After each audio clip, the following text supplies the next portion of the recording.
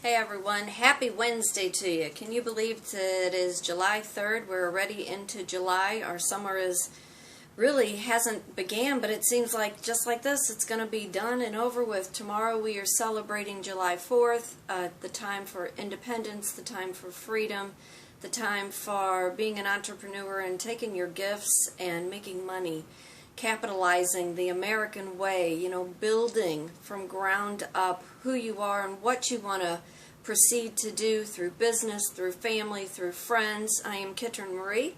I'm an artist, a writer, a speaker, a life and a business coach. I reside in St. Louis, Missouri. I teach creative-minded women how they can take their gifts and their talents and they can sell them online, through the marketplace, or in person, through craft shows, trade shows. I teach a variety of art classes. I teach a painting class, floral class, jewelry class. I coach women on many, many different subjects, how to live life out loud, going out on that limb, stop listening to all the bad tapes that have been put in your head over the years, somebody telling you that you cannot be what you want to be by taking your dream and making it come to life.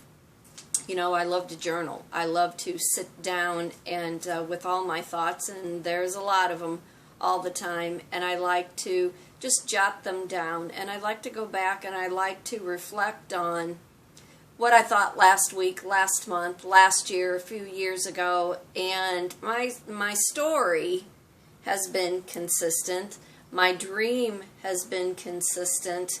My audiences have become larger. The platforms that I'm using have become easier to use, and I really do want to thank all of you right now who have subscribed. My goal was within 2 weeks to reach 1,000 subscribers, so I'm able to go live on YouTube, so I'm able to converse with you in a chat, answering your questions, because when you're trying to put a business together, you don't know so oftentimes where to start.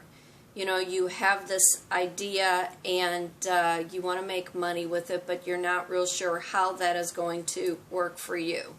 And there are a lot of business coaches out there. There are a lot of different people, and I do really suggest for you to listen to all of them and find the one that resonates with you. You're not gonna jive with everybody. Everybody's story is different. It's how you connect with whoever it is that you're listening to. I wanted to also, something that's been on my mind, and I don't know, maybe it's been on your mind since it's been in the news.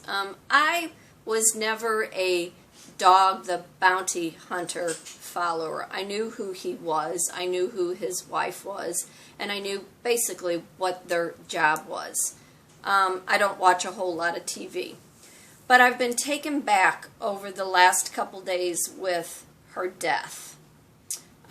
She seemed like she was just a larger-than-life woman who enjoyed her life, enjoyed her family, enjoyed the finer things in life, and pretty much lived her life on her terms. Sadly, cancer took her life, and she fought to the very, very end. As a woman who was diagnosed in 2013 with a chronic leukemia, by the grace of God, it is not life-threatening. I'm not looking for any sympathy. Please save the sympathy for some other entity. Empathy. I am all about compassion and empathy. And I can only tell whoever is watching, in 2013 when I was diagnosed, the biggest thing that I could think of was, this is not how I'm going out. This is not how my life will come to an end. The relationship that I was in, as everyone who has been following me knows, was a very unhealthy, very toxic relationship. It contributed to the illness. My anxiety was through the roof. I was just physically sick. And as I was being diagnosed with this cancer, and which I don't even like to call it that. It just doesn't seem right. It just doesn't. And as he was moving somebody into his house behind my back, 2 double whammies. And I was trying to maintain sanity, trying to figure out how I was going to cope, how I was going to get my health back in order, how I was going to take control of my life. Now, I don't know, because since I'm not able to chat live with anybody, I know we live in a time right now where I think the statistics are almost ungodly ridiculous, where someone you know or through somebody you know has an autoimmune illness, has been diagnosed with some kind of cancer, suffers from anxiety, post-traumatic stress. There's all kinds of illnesses. It seems our children, it used to be 1 in 100 had autism. Now it's like 3 in 25 or something. I mean, the statistics are absolutely crazy. But I want to know, what do you do to maintain your health? And are you listening to your body? Are you continuously, just moaning and groaning about how you don't feel good, but you are choosing to do nothing about it? In 2013, after I was diagnosed and after, the realization of what was going on in the relationship and how 8 years of it was basically just a lie, I decided, one, I needed to leave. I needed to run away from the situation that I was in, thinking that if I just ran away, the illness was not going to follow me. I could live a completely different life. I could become this completely different person, because when you are diagnosed with an illness, the first thing is denial. It's just denial. And then anger gets in. And then grief and sorrow and depression. And I did not want any of that to hold me back. I've always lived life pretty much in color, out loud, always a caretaker, always so concerned about what anybody and everybody thought about me. And at that particular moment, I was like, you know what? I'm done. I'm just done. I need to take care of me. I need to get myself healed in the best way that I possibly could. So where am I going with all this? Anxiety is a horrible thing to live with. Excuse me a minute.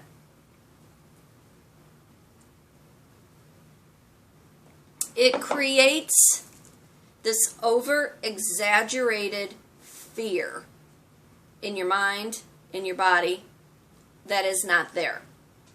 It wants to prey on every emotion that you have. And they say if you can pick 5 things in the heightened part of your anxiety, 5 things that you can look at, objects, image, things that you can touch and feel, things that you can smell, things that kind of calm that sensory system, because it's just fight or flight mode.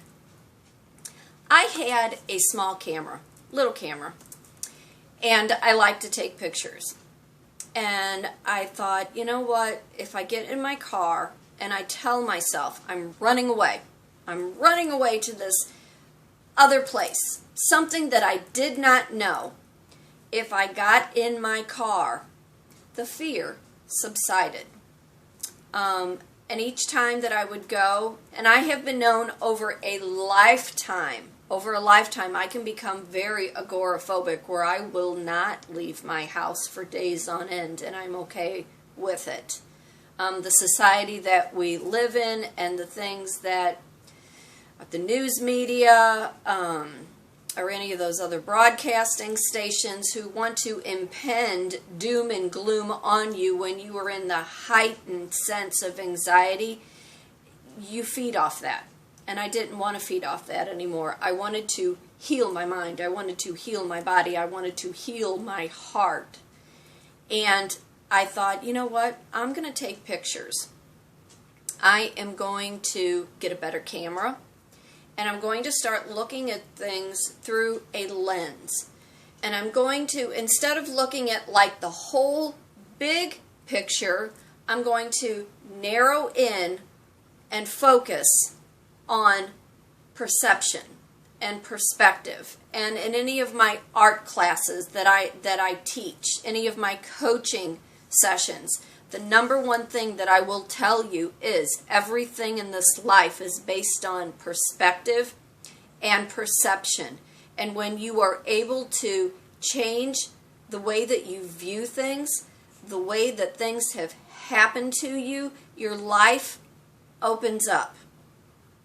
So, say you want to have a photography business, and I know I'm going back and forth a little bit, and I'll come circle around like I always do. And you want to start this photography business, but you don't have the proper equipment, and you don't know where to go to get it, or you don't even know what to buy. When I was in the height of what I will call my illness, which I don't even like to call it that, the situation, I went to the pawn shop. I went to one of the better pawn shops here in the St. Louis area, and I knew how much money I had. And at that particular time, I was working in an establishment that I absolutely hated. I had to go to earn money. I had to go so I was able to try to maintain my house, feed my kid. And I had, I think, $50. And I went to the pawn shop, and I looked at cameras.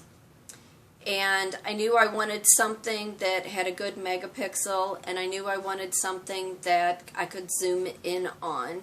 And being an artist, my eye automatically is drawn to certain angles in architect and landscapes. And if you are an artist, your eye does too. It just might be that you have not recognized what your eye is drawn to. So I'm at the pawn shop. I buy this Fuji camera.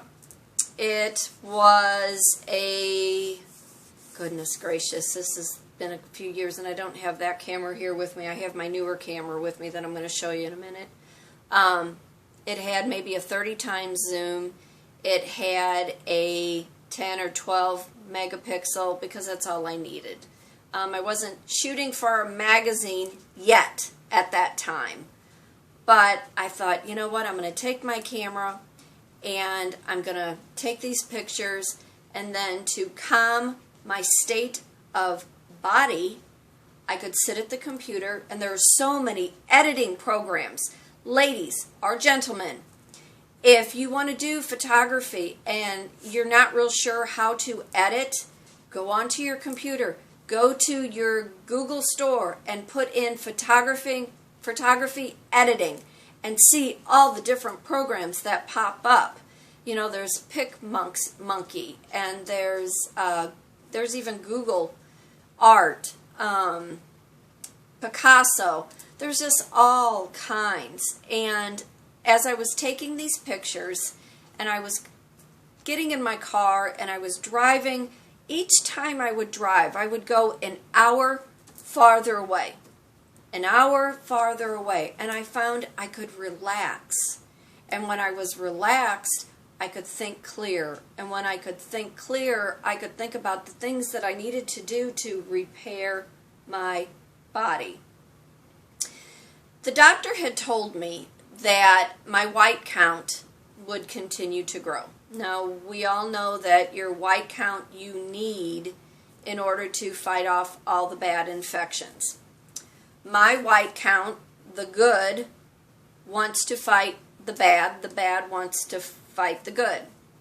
So my oncologist at the time, he said, you need to start doing some kind of cardio. You need to start doing something that is going to plump up your red blood cells, because you are creating oxygen in your body. And when you are creating the oxygen, it is allowing the air to flow more freely. It is good for your heart, and you will start to lose some weight. And when you are plumping up all those red cells, all those bad white cells, you are pushing away. You are pushing away just as if you were on a crowded highway and you have a semi-truck and he is trying to maneuver to get off into another lane. He's pushing. And that was the way that I started to look at my health. I started to look at if I could visualize and stimulate my perspective and my perception, I could restore my health. In 2013, my oncologist, the doctor said, there is no cure. There's no medicine that we can give you. But you need to maintain your health the best you know how so it does not turn into anything else. Now, when you have a autoimmune illness, and this is what I do call it, and the only reason I think they call it a leukemia, one, it does have to do with the blood, but they needed to put it into a category where they could make money with it. And as we all know, I think at this point in time, go to any cancer center and you will see hundreds and thousands of patients that hospitals and doctors and pharmaceutical companies are making money on. And the illness that I have, because it does affect the B cell, it fell into that category. And you need your B cell in order to remain healthy. And I was trying to figure out all kinds of ways that I could repair my immune system. When you have a defunct immune system, you are chronically fatigued. And I refused to lay on the couch and do nothing. I refused to eat unhealthy. I refuse to put bad things in my body and in my mind, and in order to get a hold of my health, I needed to get rid of all the toxicity, including the people that were involved in my life. It was like discard, discard. I could not do drama, crisis, and chaos any longer. And I started becoming a vegetarian, and I didn't do it for very long. I had just gone through the change of life, was carrying an extra 40 pounds that I did not need to carry. Change of life was not pretty. It was not fun. There was an incident that had occurred earlier in 2011 along with, the staph infection, the sepsis, and I was trying to still recover from all the female issues. So once I got my hormones all back intact, being a vegetarian helped, and all the belly weight that I had started to fall off, and I was eating more vegetables, and I was eating more fruits, and I was walking. I was walking every other day, 2 miles, 3 miles, 4 miles, 6 miles, with that same state of mind. If I could just leave my environment and go to something else, I would be able to see a different perspective and a different perception of how my life, my reality that I was creating, that would allow me to become more of who I am and who I was meant to always be. My whole life, I was told, find somebody who's going to love you more than you love them, get married, let somebody take care of you, and whatever bed you lie in, that's the bed that you make. And that is not it. That is not the case at all. And for anybody who right now who feels completely stuck, for right now anybody who has a chronic illness, right now for anybody who is just chronically fatigued. I just came out of a 2-week fatigue that I thought would pretty much take me out. I'm not a sit on my ass kind of girl. I like to go. I like to be active. I like to talk to people. I like to have fun. I like to engage in activities and a few sports. I'm not the most, the most agile, but, I love to fish and I love to be on the water. And in the last 2 weeks, it's all I could do was my little gig and come home and go to sleep. So, for any of you who have this chronic illness, who have just been diagnosed, who just had some horrific ending with a boyfriend, husband, partner, significant other, I want you to know that there is life on the other side. The best thing that I can suggest to you is get in your car and drive. Get in your car and pretend like you were running away. Pretend like you no longer live in this life that has caused you this harm and this damage and this heartache and this illness. And you get your mind going where you were going in another direction and look at things differently. Get a camera. Get a camera that you can afford. Amazon, this is an Nikon 530, I think. Yeah, 530. Go on Amazon. You can buy a camera that costs like next to nothing. I think maybe I paid $259 for this one. Start looking at things. Focus in on other things other than the bad things that have happened in your life. Start a hobby. Enrich your life with classes. Just because you might have been diagnosed with an illness, just because you have an autoimmune illness, just because you're chronically fatigued, just because you're heartbroken, just because you're depressed, and just because you're anxious and have anxiety, find something that you can enrich your life with. Find something that will hold your interest, that will make you want to come out on the other side because you have learned how to overcome just what you feel like you were dealing with just at this particular time. Just because this is all you know, that does not mean this is all that there is. There is so much more in this life. These are things that I have learned as I was coming out of my own illness, as I still fight my chronic fatigue. I still am on this great big health kick. I refuse to give up my coffee. I refuse to give up my dark chocolate. I refuse to give up a good pizza. I still will have a glass of wine every great once in a while, and I'm a little partial to strawberry margaritas or strawberry daiquiris. But it's everything in moderation. It's about enjoying life and incorporating good things in your life. Go get yourself some collagen peptides to put in your coffee. And I'm not endorsing this. I'm actually out of it and I need to go get some. It will boost your skin. It will boost your hair. It will boost your energy. Study.